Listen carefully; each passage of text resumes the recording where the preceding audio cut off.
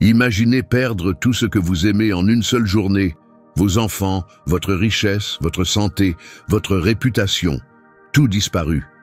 Maintenant, imaginez-vous allongé par terre, le corps douloureux, le cœur en miettes, couvert de poussière et de cendres. Et pourtant, à cet instant, un homme lève les yeux vers le ciel et dit « Que le nom du Seigneur soit encore honoré ». Ceci est l'histoire de Job, mais derrière sa souffrance se cache quelque chose que la plupart ignorent.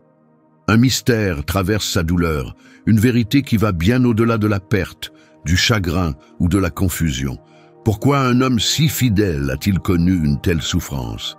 Pourquoi Dieu est-il resté silencieux si longtemps? Et que dit-il enfin lorsqu'il répond depuis la tempête? La Bible donne quelques indices, mais le moment le plus fort se trouve à la fin, lorsque le Créateur parle, secouant le monde et bouleversant tout. Ce que Dieu révèle dans le tourbillon n'est pas seulement un message sur la persévérance.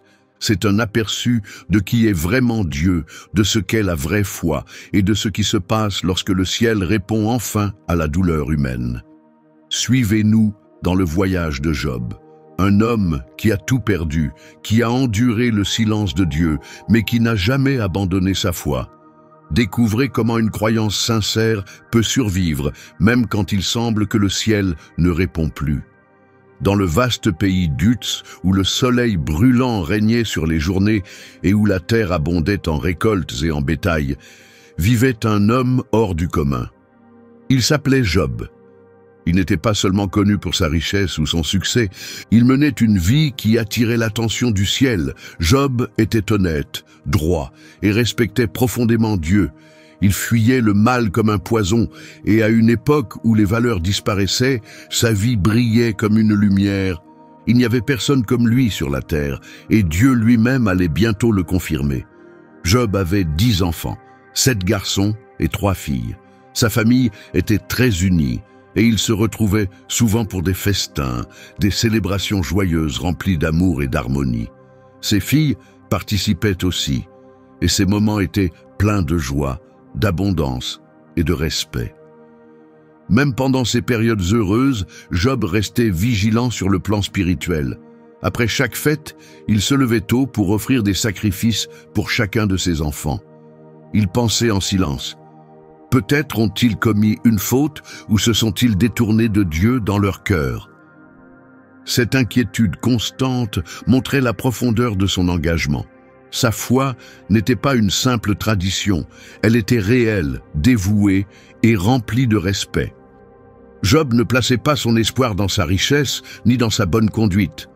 Sa confiance reposait entièrement sur Dieu et il cherchait à l'honorer même dans les choses invisibles, comme les pensées de ses enfants. En plus de cela, Job était extrêmement riche. Il possédait 7000 brebis, 3000 chameaux, 500 paires de bœufs, 500 ânesses et de nombreux serviteurs. Son domaine était immense, son nom reconnu, et il était considéré comme le plus grand homme de tout l'Orient. Mais ce qui rendait Job vraiment spécial, ce n'était pas ce qu'il possédait, c'était la pureté de son âme. C'était un homme proche de Dieu, son nom était synonyme d'honnêteté. D'un point de vue humain, la vie de Job semblait parfaite. Il avait une famille aimante, une richesse stable, de l'honneur, du respect et une foi inébranlable. C'était le genre de vie dont beaucoup rêvent, mais que peu connaissent. Pourtant, malgré tout cela, Job n'était ni fier ni négligent. Il restait humble, se souvenant toujours que tout ce qu'il avait venait de Dieu. Tout dans sa vie semblait équilibré.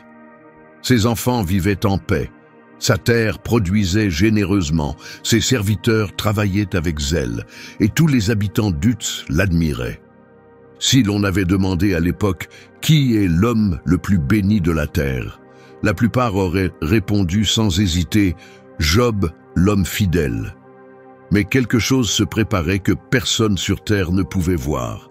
Quelque chose d'invisible bougeait au-delà du ciel. Ce n'était pas une catastrophe naturelle, ni une nouvelle maladie. C'était une réunion, un conseil divin tenu dans les hauteurs célestes. Une conversation hors de portée des oreilles humaines, mais qui allait bouleverser la vie de Job. Alors que Job offrait des sacrifices avec amour et attention pour ses enfants, une voix se faisait entendre devant le trône de Dieu.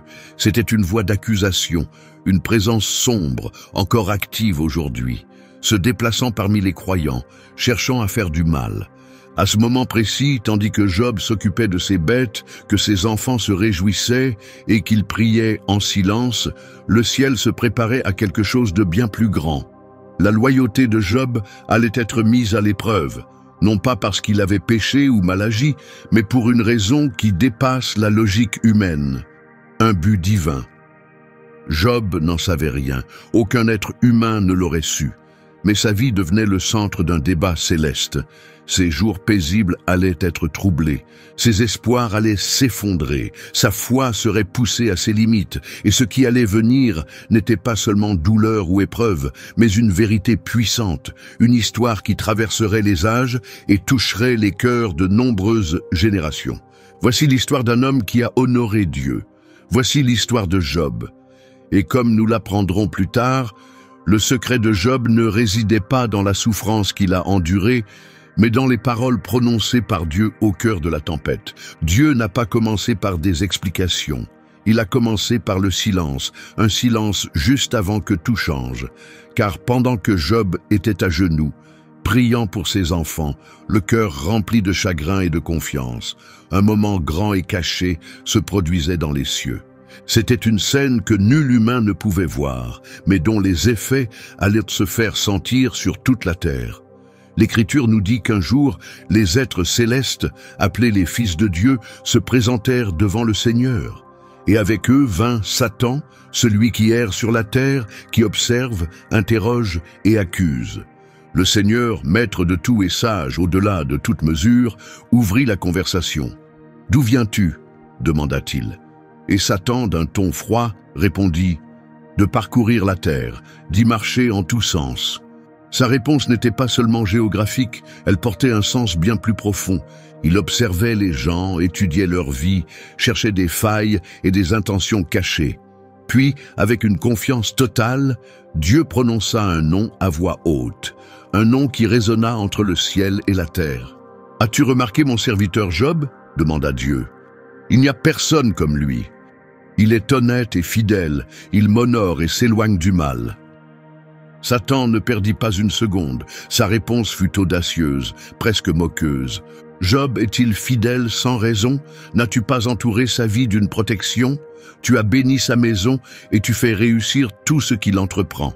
Ses troupeaux couvrent le pays. » « Mais retire-lui tout cela, poursuivit Satan, et il se retournera contre toi en face. » C'était une attaque directe contre la sincérité de Job. Satan disait que la foi de Job était superficielle, qu'elle existait seulement à cause des bienfaits qu'il recevait. Et par ces mots, il ne remettait pas seulement Job en question, il remettait aussi Dieu en cause, comme si la vraie foi ne pouvait exister qu'en échange de récompenses, comme si Dieu devait acheter la loyauté avec des bénédictions. Mais alors, dans sa sagesse divine et avec un contrôle absolu, Dieu permit l'épreuve. « Très bien, dit-il, tout ce que possède Job est entre tes mains. Mais ne touche pas à sa personne. » Par ces paroles, une épreuve spirituelle commença, une épreuve qui ferait trembler la terre. Satan partit, autorisé à frapper tout ce que Job possédait, sa richesse, ses serviteurs, même ses enfants bien-aimés. Seule la vie de Job était intouchable, et ainsi débuta un combat, invisible aux yeux humains, mais ressenti jusqu'au fond de l'âme. Ce n'était pas une punition, c'était une mise à l'épreuve de sa foi inébranlable. Un homme sans faute allait connaître une suite de pertes capables d'écraser les cœurs les plus forts. Satan agit vite. Il descendit avec un seul objectif, prouver que la confiance de Job en Dieu dépendait du confort et des bénédictions. Et il utiliserait toutes les formes de souffrance pour tenter de le briser. Rien ne serait épargné. Pendant que Job dormait, peut-être rêvant du sourire de ses enfants, de ses animaux paissant paisiblement ou d'un nouveau repas joyeux en famille, la direction de sa vie changea en silence. Le ciel ne parlait pas, mais quelque chose avait basculé. Ce n'était pas parce que Dieu était cruel, c'était parce qu'un but plus grand existait, un but que personne ne pouvait encore comprendre. un plan caché qui ne se révélerait qu'au bout d'un long chemin. Le mystère de la souffrance de Job avait déjà commencé. Ce que Dieu allait plus tard dire dans le tourbillon avait commencé ici, dans le silence lourd d'une décision céleste. Dieu croyait en Job, et maintenant cette foi allait être mise à l'épreuve, comme de l'or éprouvé par le feu. Mais Job ne savait rien, il offrait encore ses sacrifices, marchait dans la vérité, vivait comme un homme intègre. Mais une ombre commençait à tomber sur son monde. Ce qui avait commencé comme une journée ordinaire allait devenir le moment le plus sombre de la vie de Job. Cela marquait le début de l'épreuve la plus difficile jamais vécue par un homme fidèle.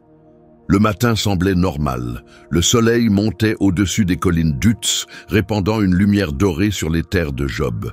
Ses ouvriers travaillaient dans les champs, les brebis paissaient paisiblement, et ses enfants étaient réunis une fois de plus chez l'aîné pour un nouveau festin joyeux.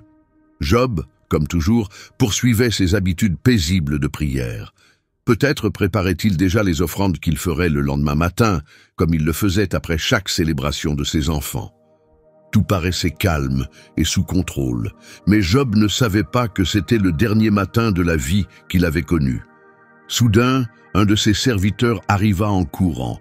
Son visage était trempé de sueur, ses yeux écarquillés par la peur, son souffle court et saccadé. Tout montrait qu'un drame venait de se produire. « Maître !» cria-t-il. « Les bœufs travaillaient et les ânesses étaient près d'eux quand les Sabéens ont attaqué. Ils ont volé les animaux et tué les serviteurs à l'épée. Je suis le seul à m'être échappé pour t'en avertir. » Job n'eut pas le temps de réagir qu'un autre serviteur arriva, encore plus bouleversé. « Un feu est tombé du ciel, mon seigneur, » haleta-t-il. « Il a brûlé toutes les brebis et les serviteurs avec elles. Ils sont tous morts. Je suis le seul survivant. » Le cœur de Job se brisait déjà, mais il n'y eut aucun répit. Un troisième homme apparut, tremblant de peur, les yeux vides, hantés. « Les Chaldéens se sont divisés en 3 groupes, » dit-il précipitamment. « Ils ont attaqué les chameaux et les ont tous pris. Ils ont tué tous les serviteurs sur place. Je suis le seul à avoir survécu pour t'en informer. » C'était comme si la terre elle-même s'était retournée contre lui. 3 catastrophes, coup sur coup, chacune plus terrible que la précédente. Sa fortune, son travail, sa sécurité, tout avait disparu en un instant. Et ce n'était pas encore fini. Un dernier messager arriva. Il ne courait pas comme les autres. Il avançait en titubant, le visage pâle, les yeux remplis de chagrin. Sa voix tremblait. Pendant un instant, il fut incapable de parler. « Tes enfants, » murmura-t-il enfin. « Ils étaient réunis chez ton fils aîné. Un vent violent est venu du désert. Il a frappé les 4 coins de la maison. Le bâtiment s'est effondré. Et ils étaient tous à l'intérieur. Personne n'a survécu, mon Seigneur. Ils sont tous morts. Je suis le seul à m'en être sorti. » À cet instant, le monde de Job s'effondra totalement. Aucune prière, aucun sacrifice, aucun moment de dévotion ne pouvait alléger le poids d'un tel chagrin. Job avait tout perdu. Ses serviteurs, sa richesse, son mode de vie. Et maintenant, ses enfants. 10 fils et filles, chacun symbole de sa joie, de son espoir et de son avenir, n'étaient plus là. Tout avait disparu en une seule journée. La douleur n'était pas venue par vagues. Elle avait frappé comme un éboulement, une force incontrôlable, une tempête violente qui avait tout balayé. Il ne restait plus rien, et Job, l'homme le plus fidèle de son temps, celui qui honorait Dieu de tout son cœur, s'effondra au sol. Il déchira son manteau, un geste profond de deuil. Il couvrit sa tête de cendres, signe de tristesse totale et d'humilité. Mais ce qu'il fit ensuite stupéfia le ciel et la terre. Job adora. Oui, entouré de ruines et de chagrin, il se pencha jusqu'au sol et loua Dieu. « Je suis venu nu dans ce monde et je le quitterai de la même manière. Le Seigneur m'a tout donné et il a tout repris. Que son nom soit loué. » Job ne maudit pas, il ne blâma personne, il n'accuse pas Dieu d'avoir mal agi. Ses richesses étaient parties, ses serviteurs étaient partis, ses enfants étaient partis. Mais sa foi était toujours là, blessée, mais vivante. Et là-haut, dans le monde invisible, Satan observait attentivement. Le premier coup n'avait pas brisé Job, il l'avait supporté, mais la bataille n'était pas finie, la tempête ne faisait que commencer. L'histoire entière attendait encore de se dérouler, et quelque chose d'encore plus douloureux se préparait déjà. Job continuerait-il à faire confiance à Dieu, et pour combien de temps? Avant de continuer, nous vous invitons à nous soutenir. Abonnez-vous et aimez cette vidéo. Cela nous aide à partager ces récits bibliques puissants. Maintenant, plongeons plus profondément dans le chagrin, la lutte et la vérité encore cachées derrière la douleur de Job. Le dernier messager était parti, mais ses paroles restaient dans l'air, comme si le chagrin lui-même refusait de s'effacer. Le silence qui suivit était lourd, si lourd qu'il semblait peser comme de la pierre. Il remplissait tout autour de Job, plus aucune voix, aucun cri, aucun serviteur à l'ouvrage, aucun animal ne faisait de bruit. Seul le vent bougeait, effleurant doucement les murs d'une maison autrefois remplie de rires. Une maison désormais pleine seulement de souvenirs. Job ne bougeait pas. Ses yeux restaient fixés sur le sol, comme s'il cherchait dans la poussière un sens. Mais il n'y avait pas de réponse. Rien que la terre sous lui, la cendre sur sa peau et le vide autour, le vide laissé par ses enfants, le vide laissé par ses serviteurs, l'absence de tout ce qui, autrefois, donnait à sa vie joie et direction. En seulement quelques heures, tout avait disparu, et avec cette perte, quelque chose en Job commença à changer. Non pas sa foi en Dieu, mais la force émotionnelle qui le maintenait debout. Il se leva lentement, comme si le poids du chagrin pesait sur chacun de ses os. Ses pas étaient incertains, comme si le sol lui-même, autrefois source de sécurité, s'était effondré sous sa peine. D'une main tremblante, il saisit son vêtement et le déchira d'un coup, du haut vers le bas. C'était un acte sacré de deuil, une manière ancienne de montrer ce que le cœur brisé ne pouvait exprimer. Puis il s'agenouilla, il tendit la main, prit une poignée de cendre et la laissa tomber sur sa tête. La cendre, le signe de ce qui a été détruit, de ce qui a brûlé au point de ne plus pouvoir être réparé, de ce que la force humaine ne peut jamais ramener. L'homme autrefois appelé le plus grand de l'Orient n'était plus qu'une silhouette silencieuse dans la poussière, courbée et couverte de tristesse. Et pourtant, là, sur ce sol dur et couvert de cendres, entouré de silence et de douleur, Job fit quelque chose de totalement inattendu. Il s'inclina, pas dans le désespoir, mais dans le respect, oui, dans l'adoration. Il s'abaissa devant Dieu et l'adora. Avec une voix brisée par le deuil, mais remplie d'un profond respect, il prononça des paroles qui résonneraient bien au-delà de son époque. Des paroles qui toucheraient le cœur de tous ceux qui ont connu la souffrance. « Je suis venu nu dans ce monde, et je le quitterai de la même manière. Le Seigneur a donné, le Seigneur a repris. Que son nom soit loué. » Job 1:21. Mais ce n'était pas que des mots, c'était un acte d'abandon. Job ne parlait pas comme un homme résigné, il parlait comme quelqu'un qui comprenait que Dieu reste Dieu, même quand tout le reste a disparu. Sa foi ne reposait pas sur les bénédictions, mais sur Dieu lui-même. C'est ce genre de foi qui stupéfie l'ennemi et attire le regard du ciel. Une foi qui ne demande pas de réponse, une foi qui continue à louer quand tout le reste s'est tu. Job ne se plaignit pas. Il ne discuta pas, il ne blâma pas Dieu, il adora. C'est pourquoi les Écritures disent, dans tout cela, Job ne pécha pas et n'accusa pas Dieu d'avoir mal agi. Job 1:22. Dans les cieux, les anges observaient avec émerveillement. Le trône de Dieu reçut une louange comme nulle autre, une louange née de la douleur. Et l'accusateur, celui qui avait parié sur l'effondrement de Job, vit alors un homme couvert de cendres et de tristesse, mais dont l'âme restait inébranlable. Le secret derrière la souffrance de Job était encore caché, enfermé dans le divin. Mais quelque chose avait commencé à se former, forgé dans la chaleur de l'épreuve. C'était une vérité trop profonde pour être expliquée, une vérité qui devait être vécue, page après page, à travers le cœur. Job n'avait aucune idée de ce qui se jouait dans les cieux.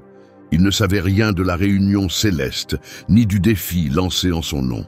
Tout ce que Job connaissait, c'était le feu dans sa poitrine et la foi qui tenait bon au milieu de la tempête. Pour la plupart des gens, cela aurait marqué la fin.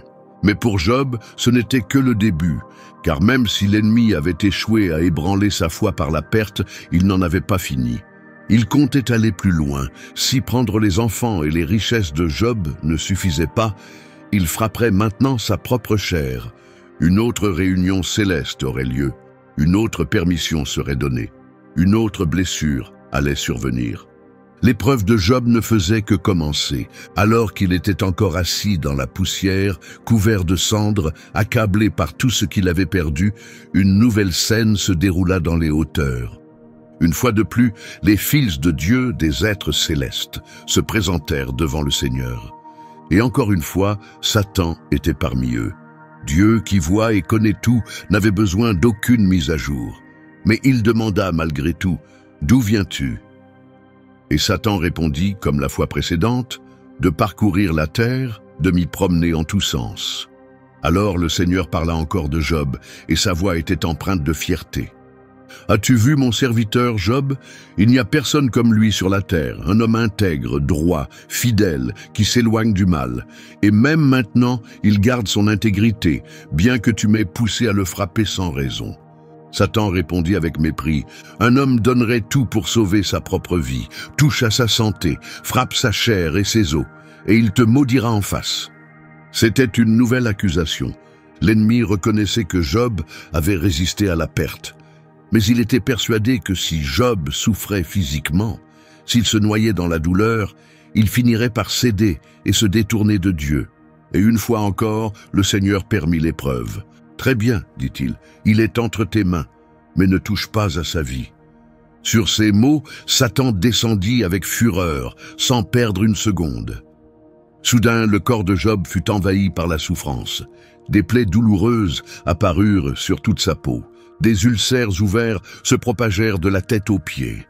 Les démangeaisons étaient insupportables. Sa peau s'infecta. Une odeur de chair en décomposition emplit l'air. Job, l'homme autrefois admiré de tout l'Orient, était devenu méconnaissable, une image vivante de l'agonie. Incapable de rester dans la maison, il sortit et s'assit dans les cendres, au milieu des ruines de ce qu'avait été sa vie. Il prit un morceau de poterie brisée et s'en servit pour gratter ses plaies, cherchant un peu de soulagement à cette douleur constante.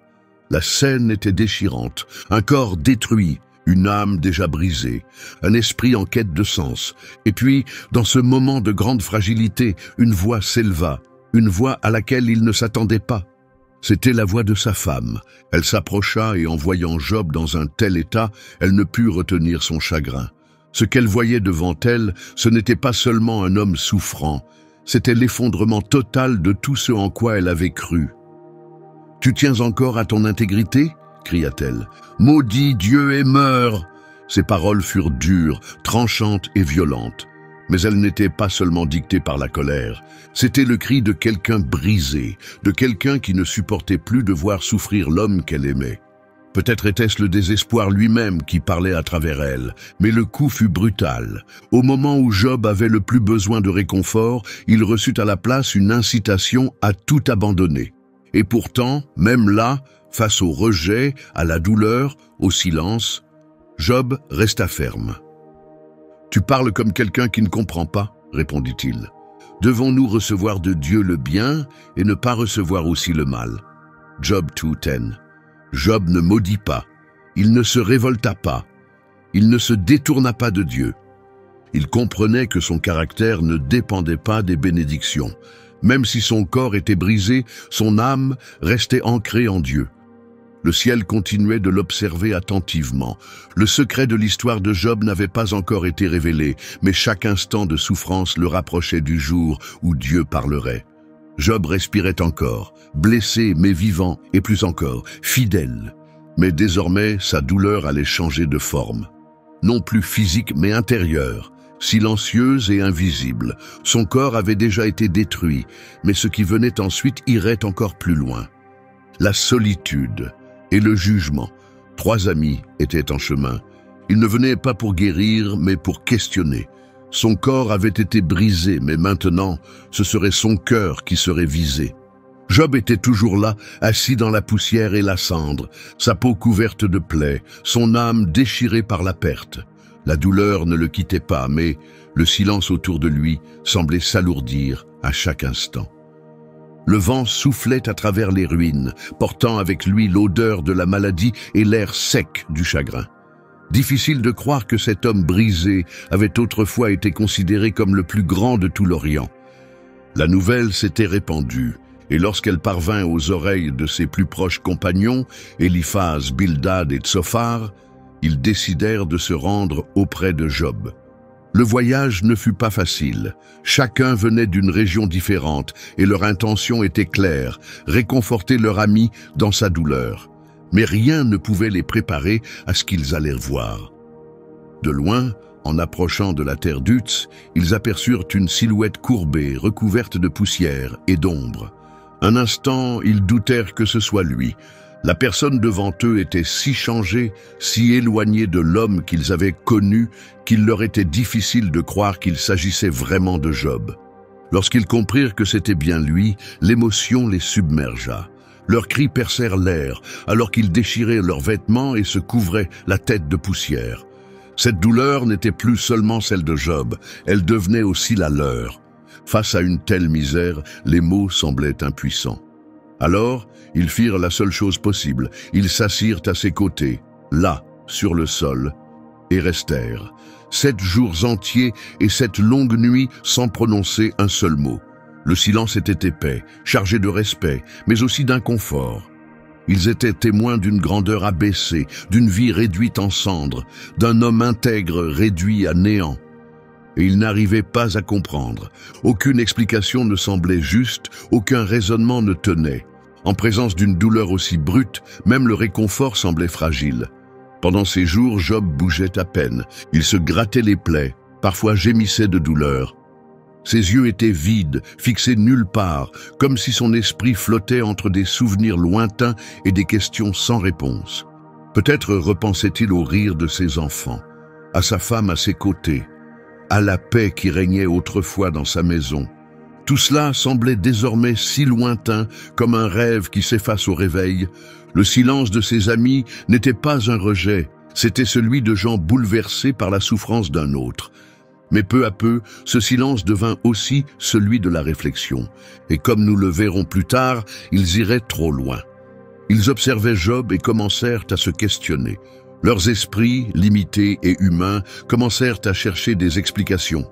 Comment un homme comme Job avait-il pu tomber si bas? Pour l'instant, ils ne disaient rien, mais leurs pensées étaient bruyantes.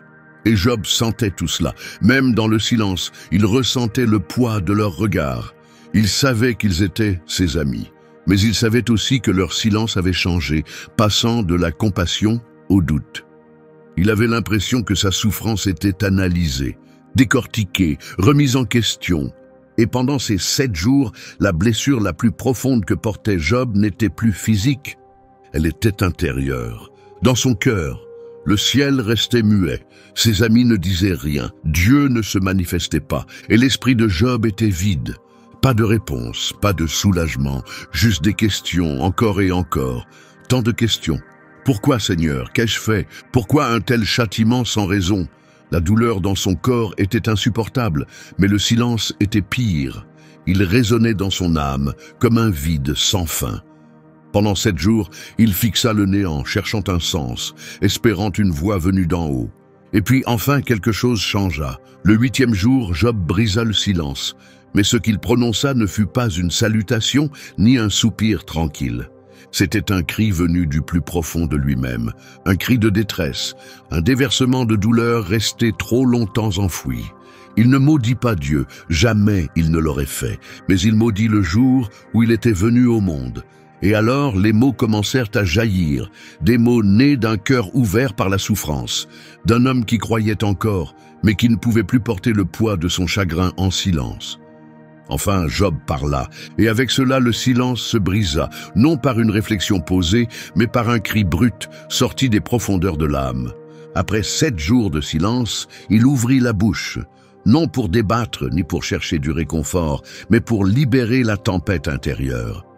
Job ne blâma pas Dieu, il ne parla pas avec colère contre le ciel, mais ses paroles dévoilaient un homme noyé dans le chagrin, incapable de trouver un sens à sa propre existence. Que le jour de ma naissance soit effacé, dit-il, et la nuit où l'on a dit « c'est un garçon ». C'était une supplique pour effacer son commencement. Job ne souhaitait pas seulement mourir, il aurait préféré ne jamais être né. Il désirait que son anniversaire soit effacé du temps, que la nuit où sa vie avait commencé n'ait jamais existé. Ce n'était pas de la rébellion, c'était du désespoir. Une âme submergée par une douleur si profonde qu'elle ne voyait plus à travers. Il ne comprenait pas. Comment un homme qui avait toujours choisi la justice, qui avait honoré Dieu en tout, pouvait-il être ainsi écrasé? Il demanda « Pourquoi ne suis-je pas mort-né?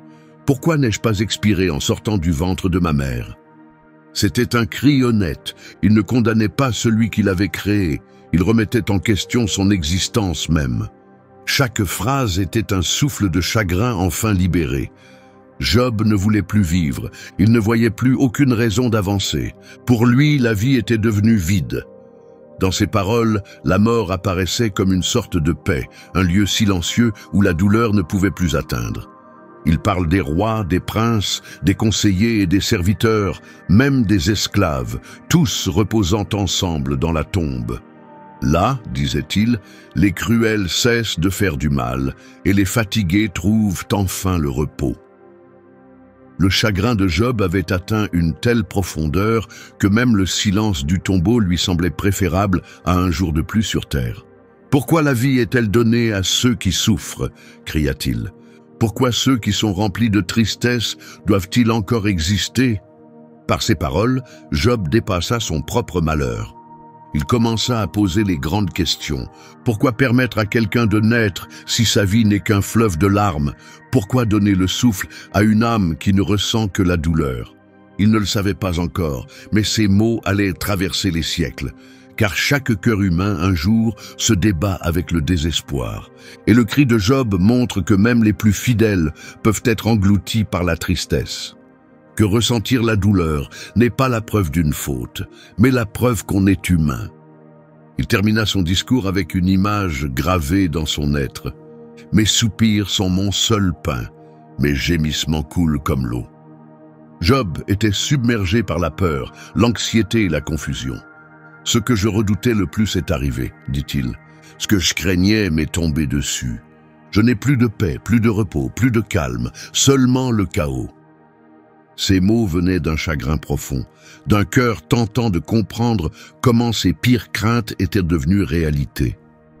Il ne le savait pas, mais ce moment faisait partie du chemin, car avant que Dieu ne parle, Job devait tout déverser. Et dans ce vide, les parties les plus sincères de son âme commencèrent à émerger. À chaque mot, Job faisait de la place en lui pour quelque chose de plus grand, quelque chose de divin.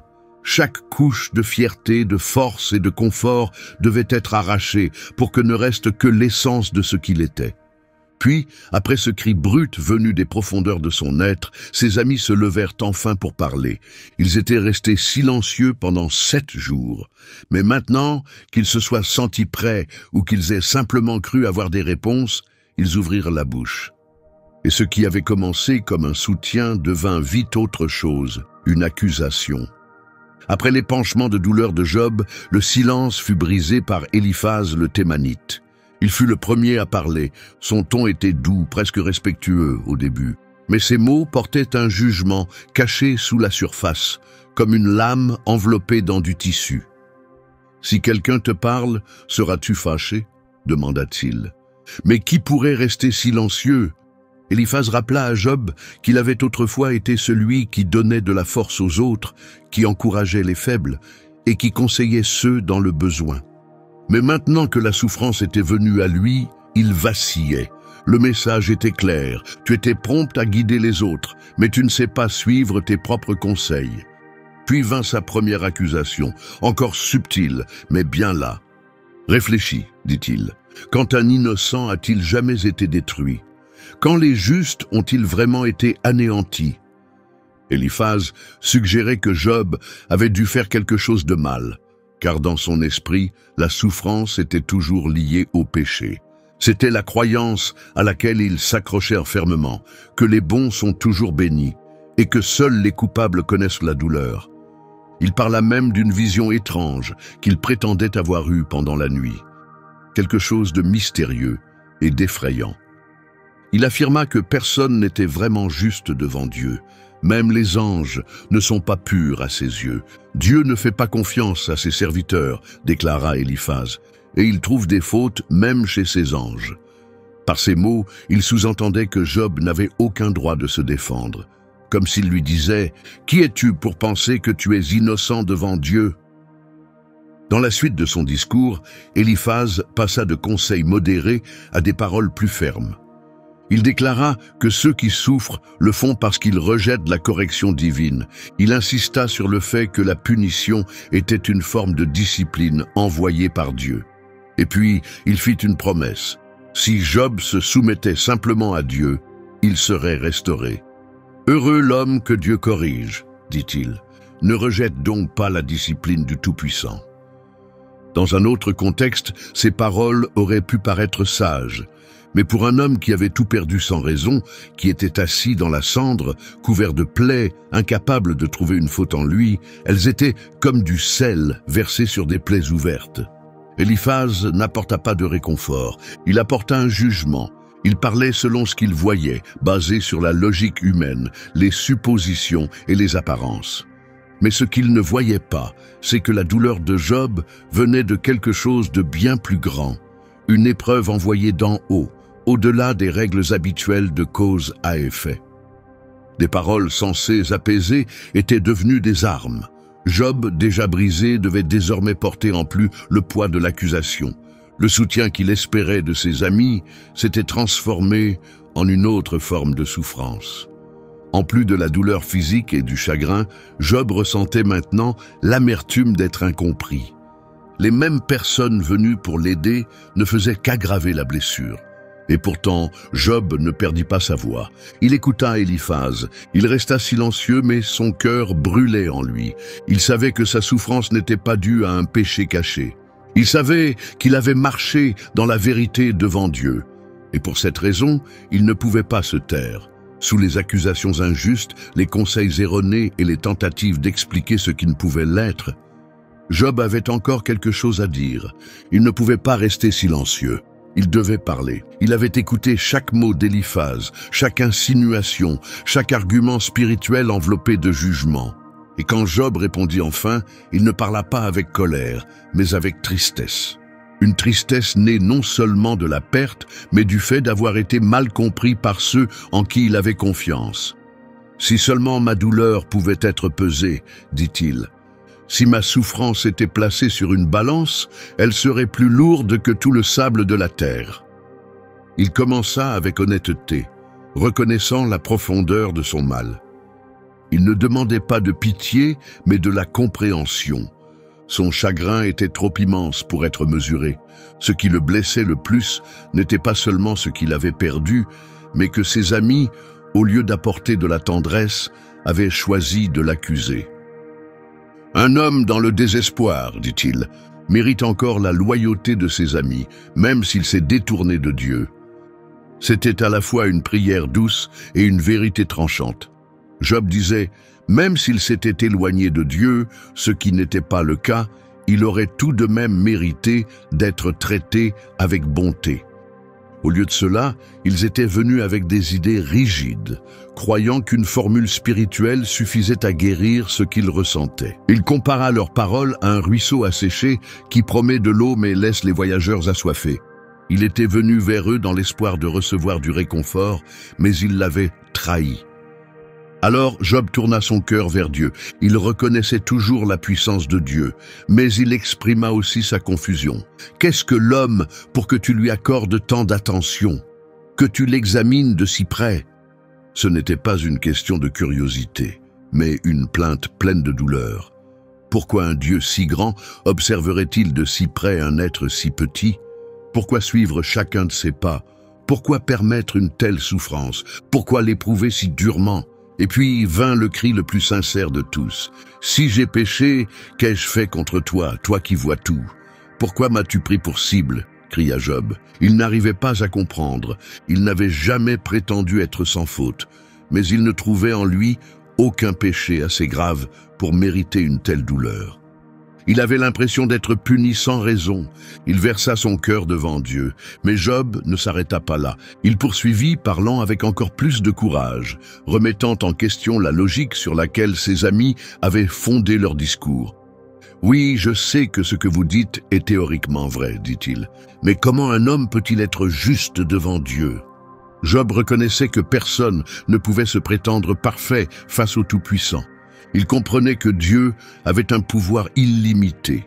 Dieu peut secouer la terre, couvrir les étoiles, étendre les cieux, autant de choses trop vastes pour l'esprit humain. Et pourtant Job désirait ardemment pouvoir plaider sa cause.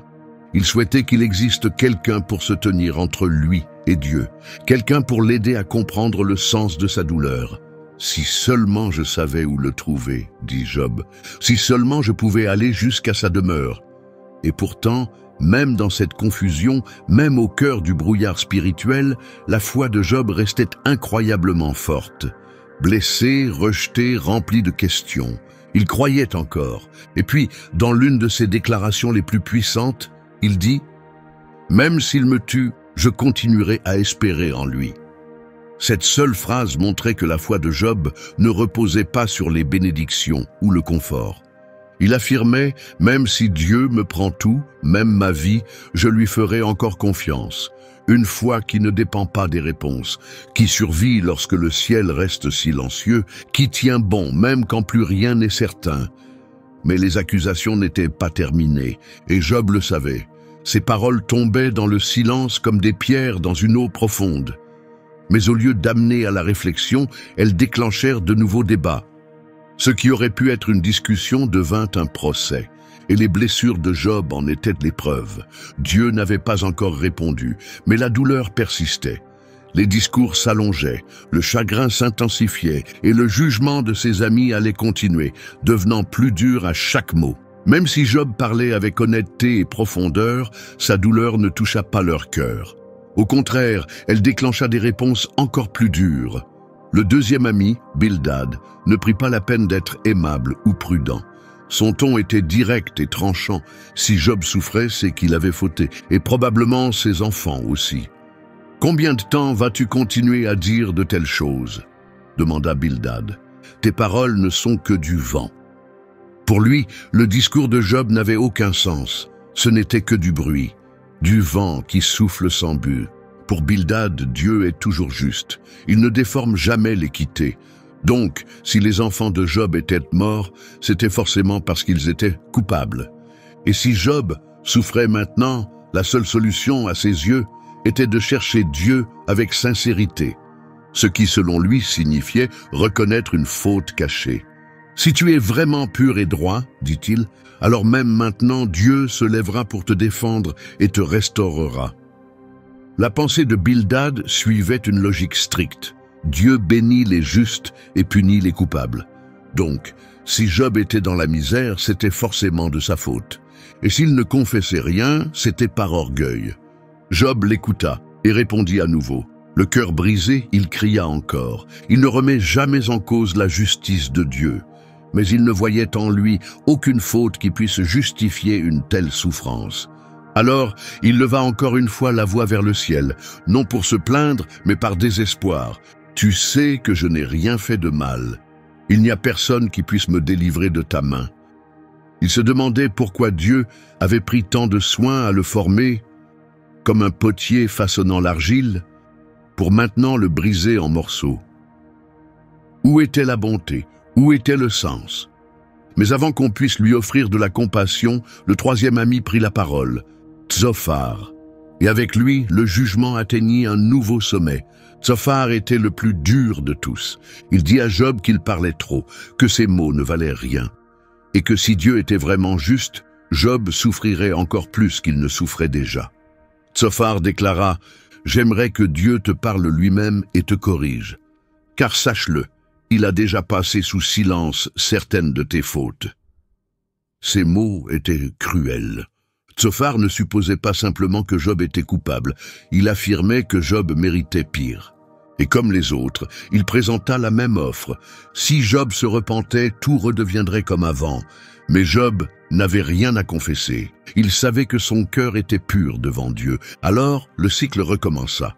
Éliphaz revint avec de nouveaux arguments, puis Bildad, puis Tsophar. Encore et encore, ils prirent la parole, chacun à son tour, distribuant leurs jugements comme des juges dans un tribunal sans vérité. Ils citaient des proverbes, des traditions, des observations de la vie. Ils parlaient de la chute des méchants, de l'élévation des justes, de la manière dont Dieu humilie les orgueilleux et élève les humbles. Mais peu importe la façon dont ils présentèrent leur discours, le message restait le même.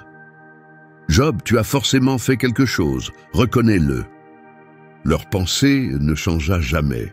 Dans leurs esprits, souffrir signifiait forcément être coupable. Mais ils se trompaient, car leur logique n'atteignait pas le ciel. Ce qui arrivait à Job n'était pas une punition, c'était un dessein. Cette histoire n'a jamais été une question de faute, c'était une question de confiance. À mesure que Job se brisait de l'intérieur, il commença à se détacher des raisonnements des hommes. Il comprit que leurs paroles n'apportaient ni justice, ni réconfort. Alors il commença à appeler quelque chose au-delà d'eux. « Je sais que mon Rédempteur est vivant et qu'à la fin, il se lèvera sur la terre. » Ces mots venaient d'une foi qui refusait de mourir. Tandis que ses amis lançaient des accusations sans compassion, Job élevait la voix avec assurance. Il croyait qu'un jour, quelqu'un, son Rédempteur, viendrait à sa défense. Quelqu'un bien au-delà de leur compréhension limitée, au-delà de leurs croyances desséchées, au-delà de leur jugement. C'était comme si Job disait « Vous ne me comprenez peut-être pas, mais Dieu, lui, me comprend, et il me répondra. » À ce stade, Job n'attendait plus rien des hommes. Il espérait quelque chose de plus grand que des mots, quelque chose qui briserait enfin le silence d'en haut. Épuisé, fatigué, Job cria non à cause de la douleur dans son corps ou du deuil de ses enfants, mais à cause de la lassitude face au raisonnement vide de ses amis. Il en avait assez. Assez de leurs conseils froids, assez de leurs discours religieux déguisés en réconfort, assez de leur insistance à penser qu'ils cachaient quelques péchés secrets. Mais Job savait qu'il avait marché avec intégrité, son cœur restait pur devant Dieu. Alors, après une nouvelle salve de critiques, Job parla de nouveau. Mais cette fois, pas pour eux, sa voix s'éleva vers le ciel. Ce n'était pas une prière traditionnelle, c'était un cri. Une supplication pour la justice. « Écoutez bien mes paroles, dit-il, ce sera votre acte de bonté envers moi. » Tout ce que Job voulait, c'était être écouté. Juste une fois, il aurait voulu qu'il cesse de prêcher et commence à écouter. Alors Job commença à déconstruire leur théologie, en s'appuyant sur ce qu'il voyait autour de lui. « Pourquoi les méchants continuent-ils à vivre ?» demanda-t-il. « Pourquoi vieillissent-ils et deviennent-ils plus forts ?» C'était une question qui tranchait net dans toutes leurs réponses faciles.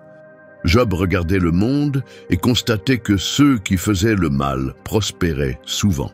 Il voyait des gens corrompus vivre en paix, accumuler des richesses, fonder des familles dans la sécurité. Il se moquait de Dieu et pourtant, il semblait réussir. Leurs maisons étaient solides, leurs troupeaux se multipliaient. Alors, où était cette justice immédiate que ses amis prêchaient sans cesse? Ils disent à Dieu, « Laisse-nous tranquilles, nous ne voulons pas connaître tes voies. » Et pourtant, leur vie reste pleine. Même en repoussant Dieu, ils semblent tout avoir. Job n'arrivait pas à comprendre. Il avait vécu dans l'honnêteté, offert des sacrifices, servi Dieu, et son monde s'était effondré. Pendant que ceux qui ignoraient Dieu profitaient de tout ce qu'il avait perdu. Comment expliquer cela? La logique à laquelle ses amis s'accrochaient ne tenait plus face à ce que Job voyait. Dieu juge-t-il chaque personne immédiatement? Les méchants sont-ils toujours punis? Les justes sont-ils toujours protégés? Voilà les questions brûlantes dans le cœur de Job. Il ne cherchait pas à provoquer ou à se rebeller. Il voulait simplement comprendre. Son cri ne venait pas de la révolte, mais d'une foi blessée, assez courageuse pour poser la question, parce qu'elle croyait encore.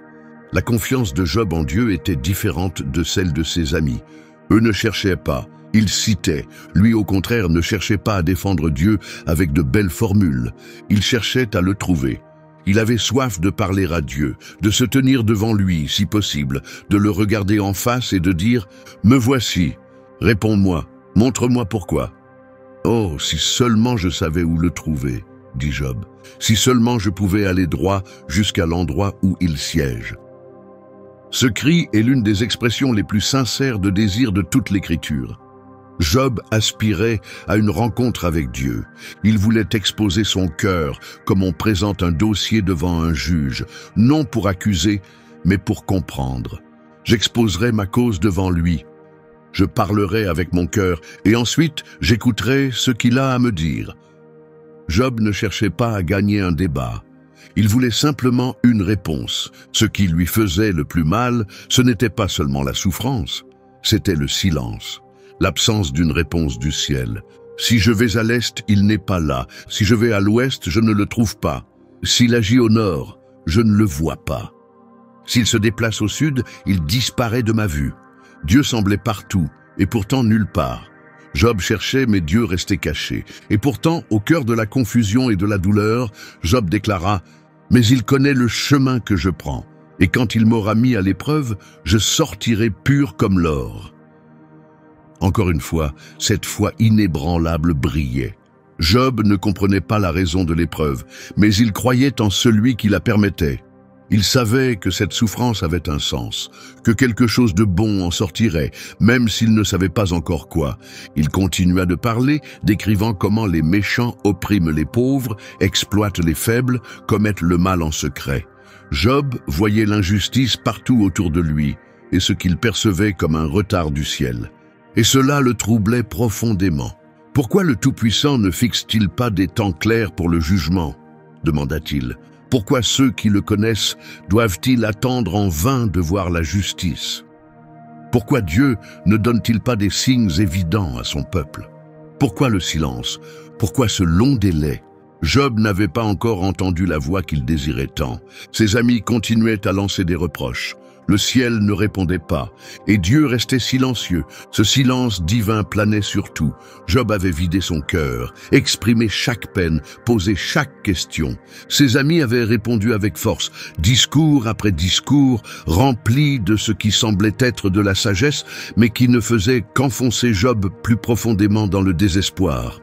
Et puis enfin, les arguments cessèrent. Éliphaz, Bildad et Tsophar se turent. Ils n'avaient plus rien à dire, ils ne pouvaient pas faire changer d'avis Job, et ils n'avaient plus d'accusations à formuler. Job, de son côté, ne faisait même plus attention à eux. Il était épuisé, physiquement, émotionnellement, spirituellement. Et dans ce moment de silence, entre le deuil et l'épuisement, une nouvelle voix se fit entendre. Son nom était Elihu. Jusqu'ici, il n'avait rien dit. Il se présenta comme un homme plus jeune qui avait gardé le silence par respect pour ses aînés. Mais maintenant, poussé par une urgence intérieure, une sorte de feu sacré, il ne pouvait plus se taire. « Je suis jeune et vous êtes âgé, dit-il. C'est pourquoi je me suis retenu et je n'ai pas parlé. » Elihu parla avec humilité, mais aussi avec audace. Il affirma que ce n'est pas l'âge qui donne la sagesse, mais l'esprit que Dieu insuffle à l'homme. La véritable compréhension vient du souffle du Tout-Puissant. Il n'a pas parlé d'abord à Job, il s'est tourné vers les trois amis. Il les a interpellés. Il leur a dit que malgré leur long discours, ils n'avaient rien prouvé. Ils n'avaient pas vraiment répondu à Job. Pire encore, ils avaient essayé de le condamner sans preuve réelle. « Aucun de vous n'a réduit Job au silence, dit Elihu, et pourtant vous l'accusez comme si vous aviez gagné. » Puis, il s'est tourné vers Job. Son ton était ferme, mais pas dur. Il a soulevé quelque chose que les autres avaient complètement manqué, que la souffrance pouvait avoir un autre but, non pas punir, mais façonner. « Pourquoi dis-tu que Dieu ne répond pas ?» demanda Elihu. « Il parle aux gens par des rêves, des visions, même par la douleur. Mais pas toujours comme on s'y attend. La voix de Dieu ne tonne peut-être pas dans le ciel, mais il parle, tantôt d'une façon, tantôt d'une autre, et souvent, on ne l'entend pas. Elihu n'a pas accusé Job de grands péchés comme les autres. Il a plutôt offert une nouvelle perspective. Si Dieu permet la souffrance, ce n'est pas sans but. Cela peut être pour guider, protéger, révéler quelque chose de plus grand. La douleur n'est peut-être pas une punition, mais un processus. Éliou a élevé la grandeur de Dieu. Il a dit que le Seigneur est plein de sagesse, parfait dans sa connaissance, et que personne ne peut vraiment le défier. Mais il a aussi affirmé une chose clairement. Dieu ne rejette pas l'humanité. Même lorsqu'il corrige, il veut notre bien. Dieu est puissant, dit Éliou, mais il ne méprise personne. Sa force est guidée par un but. Éliou voulait montrer que Dieu n'est pas froid ni lointain dans notre douleur. Il est souverain, oui, mais aussi proche. Et peut-être, juste peut-être, la souffrance de Job n'était pas un rejet, mais une invitation à s'approcher et à voir plus que jamais auparavant. Dieu est immense, bien au-delà de ce que nous pouvons comprendre. Ses années sont innombrables, sa compréhension sans limite. Tout au long de son discours, Éliou s'est appuyé sur la création pour appuyer ses paroles. Il a parlé des nuages, du tonnerre, de la pluie. Il a exhorté Job à lever les yeux vers le ciel et à contempler les merveilles d'en haut. « Regarde tout cela », semblait-il dire. « Regarde combien nous comprenons peu, et pourtant nous vivons chaque jour sous ces mystères. » C'est comme si Éliou disait à Job, peut-être que Dieu n'expliquera pas tout maintenant, mais cela ne veut pas dire qu'il ne fait rien. Même si tu ne comprends pas, fais-lui confiance. Éliou n'a pas donné de réponse précise, mais il a offert mieux, l'espérance. Une espérance discrète, empreinte de respect et d'humilité, mais aussi pleine de confiance. Ces mots ne blessaient pas. Ils réveillaient quelque chose. Ils étaient clairs, mais jamais cruels. Honnêtes, mais jamais durs. Éliou ne cherchait pas à gagner un débat. Il pointait simplement vers Dieu, non comme un juge sévère, mais comme un maître sage. Et vers la fin de son discours, il dit « Le Tout-Puissant nous dépasse et est grand en puissance. Dans sa justice et sa droiture, il ne fait pas le mal. » Il a terminé dans l'émerveillement, élevant Dieu à la place qui lui revient, au-dessus de tout, au-delà de tout, et pourtant toujours juste. C'était une invitation appelant doucement Job à voir Dieu non seulement comme souverain, mais comme bien plus grand que ce que l'esprit humain peut expliquer. L'air semblait changer. Les mots d'Éliou restaient dans le silence, comme le moment juste avant qu'un grand événement commence. Le ciel n'avait pas encore parlé, mais cela allait changer. Car après les dernières paroles du jeune homme, après que la dernière voix humaine se soit tue, le vent s'est levé. Et quand il s'est dissipé, la tempête était là. Le ciel s'est assombri. Après d'innombrables chapitres remplis de douleurs, d'accusations et de questions sans réponse, le silence s'est brisé, non par une autre opinion humaine, mais par quelque chose de totalement inattendu. Une tempête s'est formée à l'horizon, mais ce n'était pas une tempête ordinaire. Ce vent portait une puissance, il portait la majesté, il inspirait l'émerveillement, le ciel bougeait avec un but, comme si la création elle-même se mettait au garde-à-vous. La foudre zébra les nuages, le vent rugit entre les pierres, la terre trembla sous les pieds, puis Dieu parla. Le Seigneur parla à Job depuis la tempête. Du cœur de l'ouragan est venue la voix du Tout-Puissant. C'était comme si toute la création s'inclinait devant lui. Il n'y avait plus de place pour les débats, plus d'espace pour les théories. Dieu était là. Mais ce qu'il dit surprit tout le monde. Il n'a pas commencé par réconforter. Il n'a pas expliqué la souffrance de Job. Il n'a pas levé le voile sur l'épreuve céleste. À la place, il a posé une question. Qui est-ce qui obscurcit mes plans par des paroles sans connaissance? Ce n'était ni dur, ni en colère, mais c'était direct, une correction, prononcée avec autorité divine. Dieu n'accusait pas Job d'avoir mal agi, il lui montrait que sa vision était trop étroite. Il parlait comme celui qui voit tout, alors que les humains n'aperçoivent que des fragments. « Tiens-toi debout comme un homme, je vais te poser des questions et tu y répondras. » Et dès ce moment, un flot de questions s'est abattu sur Job, des questions chargées du poids de la sagesse éternelle. Mais elles n'étaient pas faites pour être résolues. Ce n'étaient pas des tests, mais des révélations. Elles étaient là pour rappeler à Job et à chacun de nous l'immensité de Dieu et les limites de l'homme. Où étais-tu quand j'ai posé les fondations de la terre? Dis-le-moi si tu comprends. Chaque phrase portait la puissance même de la création. Dieu parla de la taille de la terre, de sa structure, de la manière dont les océans ont été placés. Il décrivit le lever du soleil, les profondeurs de la mer, la frontière entre la lumière et les ténèbres. As-tu déjà marché jusqu'aux sources de la mer? As-tu exploré les recoins les plus profonds de la terre? C'était comme si Dieu levait le voile de l'existence, non pour réprimander, mais pour inviter Job à voir plus grand. Non pour se focaliser uniquement sur la douleur, mais sur la merveille qui soutient l'univers. Il parle des réserves de neige, des constellations dispersées dans le ciel, des lois invisibles qui gouvernent les étoiles. Nom après nom, image après image, Dieu éleva son œuvre, pas par orgueil, mais pour éveiller l'émerveillement. Il évoqua la pluie qui tombe sur les déserts où personne ne marche, les corbeaux qui crient pour leur nourriture, les chèvres des montagnes qui mettent bas dans les falaises cachées, les bœufs sauvages que personne ne peut dompter, les autruches qui oublient leurs œufs, les chevaux de guerre qui bondissent dans la bataille, les faucons qui s'élèvent vers le ciel. Chaque détail avait un sens. Comprends-tu ces choses, Job? Peux-tu les expliquer? Ce n'était pas pour humilier, c'était pour réveiller. Dieu n'a pas répondu à la douleur de Job par des explications.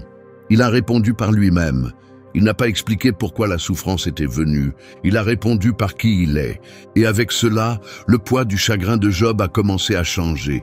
Non parce que la douleur avait disparu, mais parce qu'elle était désormais enveloppée dans quelque chose de bien plus grand. La gloire divine. Job avait entendu beaucoup de voix. Ses amis parlaient avec jugement. Élihu parlait avec passion. Mais la voix dans la tempête, cette voix, parlait avec majesté. À travers chaque question, le Créateur dessinait une nouvelle manière de voir. La vie, l'humanité, la foi. Dans cette tempête de tonnerre et de sagesse, Job n'a pas reçu toutes les réponses qu'il cherchait.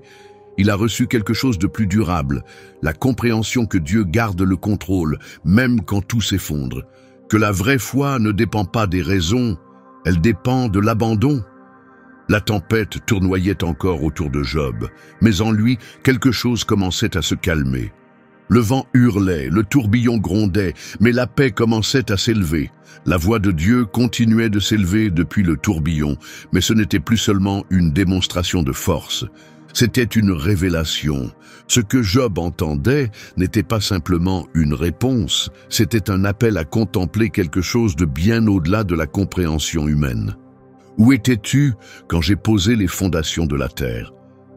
Cette question n'était pas seulement le début d'une réponse. C'était la porte d'un voyage, un chemin qui menait Job à une seule destination, l'humilité devant la gloire de Dieu. Dieu n'a pas mentionné la conversation avec Satan. Il n'a jamais expliqué pourquoi Job avait souffert.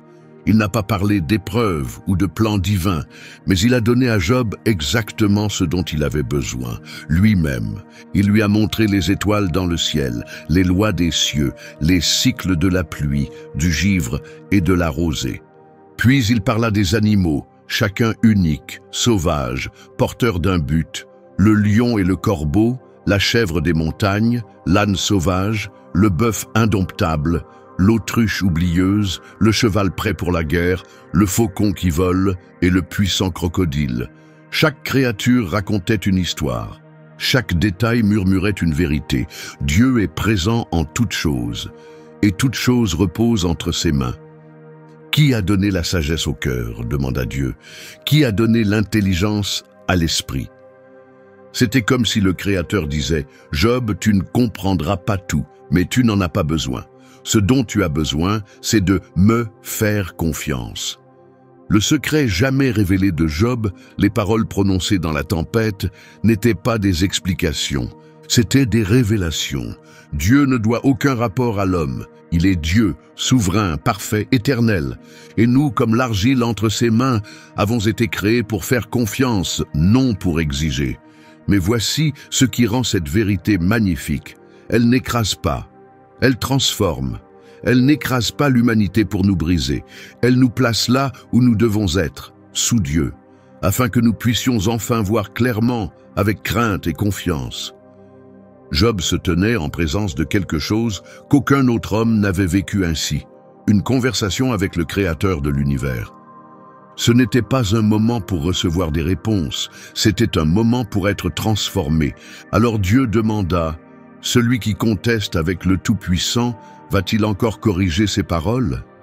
Et Job, qui autrefois réclamait des explications, prit la parole de nouveau.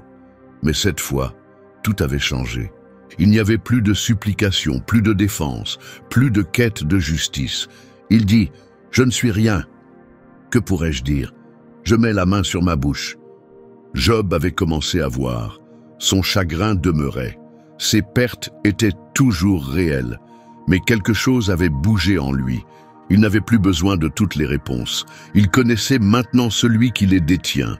Mais Dieu n'avait pas terminé. Il continua de parler, décrivant Béhémoth et Léviathan, des créatures massives, redoutables, indomptables, d'une force qui dépasse celle des hommes, terrifiantes dans leur présence. Et pourtant, elles vivaient sous le regard de leur Créateur.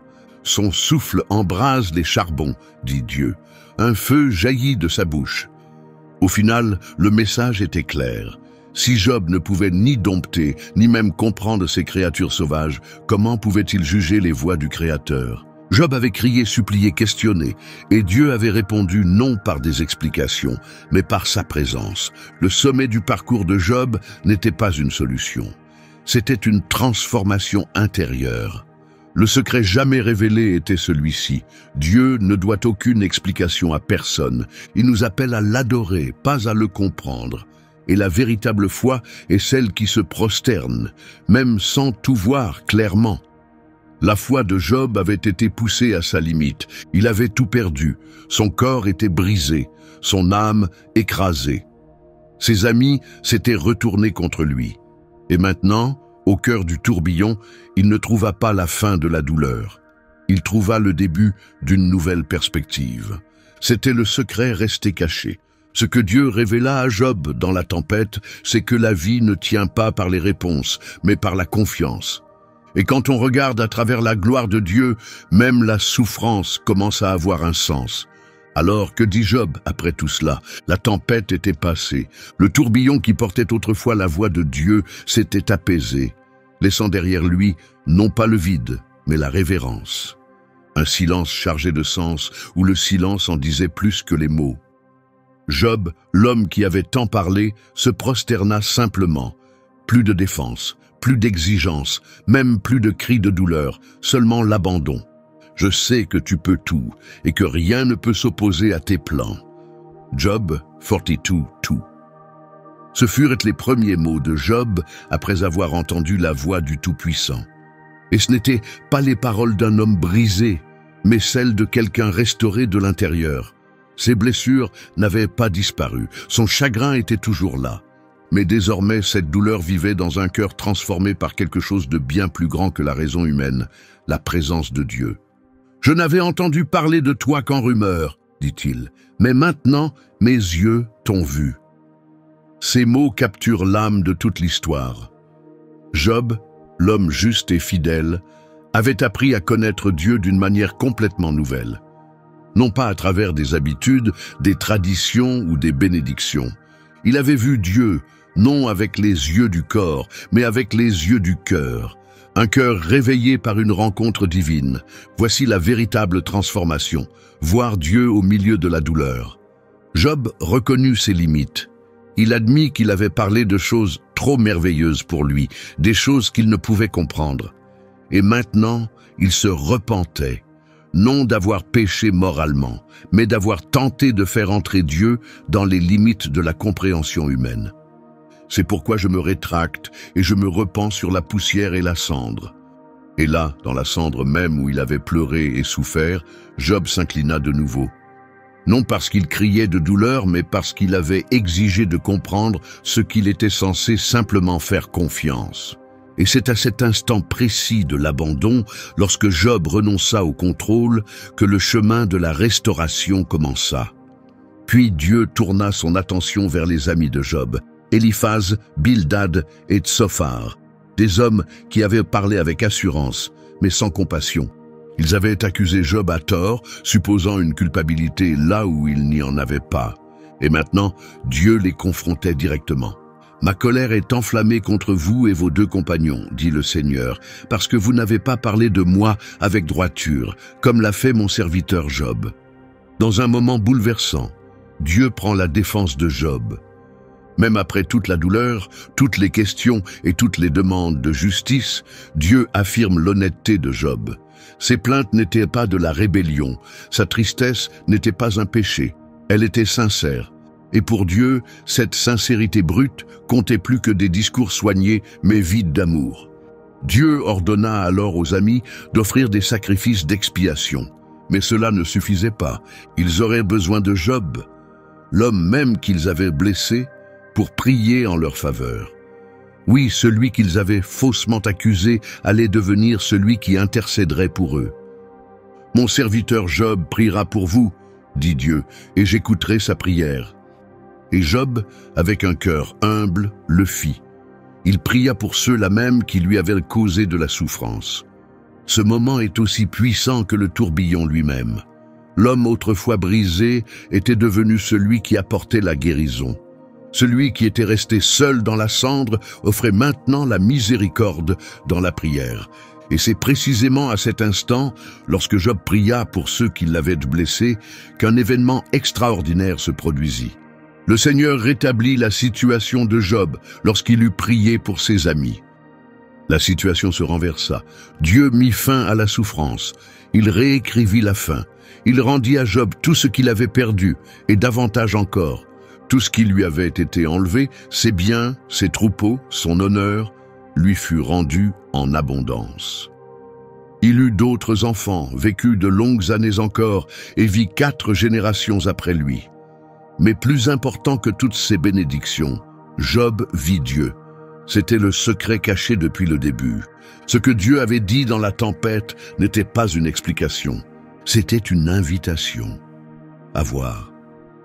La douleur de Job l'avait conduit vers quelque chose de plus profond, une rencontre directe avec le caractère de Dieu, sa majesté, son autorité, son mystère et la beauté silencieuse d'une foi qui survit sans avoir besoin de toutes les réponses. La vie extérieure de Job fut restaurée, mais bien plus encore, son cœur fut transformé. Il ne retrouva pas simplement ce qu'il avait perdu, il gagna quelque chose de totalement nouveau. L'histoire se termine dans la paix, mais pas la paix que Job connaissait au début. Avant, il était intègre et béni. Maintenant, il était intègre et purifié. Avant, il avait entendu parler de Dieu. Maintenant, il l'avait véritablement vu. Et c'est là la plus grande récompense qu'un homme puisse recevoir. Nous sommes arrivés au terme du voyage de Job, l'un des récits les plus profonds, mystérieux et bouleversants de toute l'Écriture. Un chemin façonné par la perte, le silence, la recherche, et finalement, une rencontre inébranlable avec le Dieu qui parle depuis le tourbillon. Que retenons-nous lorsque nous fermons les yeux et réfléchissons à tout ce que Job a enduré? Nous retenons cette vérité, que la vraie foi n'a pas besoin de toutes les réponses. Oui, Job voulait comprendre. Il criait pour connaître les raisons. Il se sentait abandonné, jugé à tort, incompris. Mais Dieu ne l'a jamais condamné pour cela. Dieu a écouté. Et au moment juste, Dieu a répondu, non avec des explications, mais avec sa présence. La plus grande vérité révélée n'était pas pourquoi, mais qui. C'était là le secret caché de Job. Ce que Dieu dit dans la tempête n'était pas un code ni une formule divine. C'était un rappel. Dieu reste qui il est, même quand la terre s'effondre sous nos pieds, même quand sa voix se tait. Job nous enseigne que la souffrance ne suit pas toujours une logique. Elle n'a pas toujours de cause visible. Mais elle n'est jamais hors de portée de Dieu. Il y a un but, même si nous ne le voyons pas. Parfois, c'est la douleur elle-même qui devient le creuset où la foi est purifiée. On le voit lorsque Job, dans le moment le plus sombre de sa vie, adore encore. Lorsqu'il déchire son manteau, s'assoit dans la cendre et dit « Le Seigneur a donné, le Seigneur a repris. Que le nom du Seigneur soit béni. » On le voit quand il refuse de maudire Dieu, même quand son corps est brisé et son âme écrasée. Accepterons-nous de Dieu le bien et ne recevrions-nous pas aussi le mal? On le voit lorsqu'il prie pour ses amis, malgré leurs blessures, et que, dans cet acte de grâce, la restauration commence. Au final, la plus grande victoire de Job n'était pas d'avoir retrouvé ce qu'il avait perdu. C'était ce qui avait changé en lui. Un cœur humilié devant la grandeur, une âme saisie par le mystère divin. Et c'est cela qui demeure avec nous lorsque la vie commence à se défaire, que Dieu garde toujours le contrôle. Même lorsque le ciel se tait, il nous voit. Quand le tourbillon s'élève, c'est là, dans la tempête, que sa voix se fait entendre. Le secret de Job n'a jamais été caché.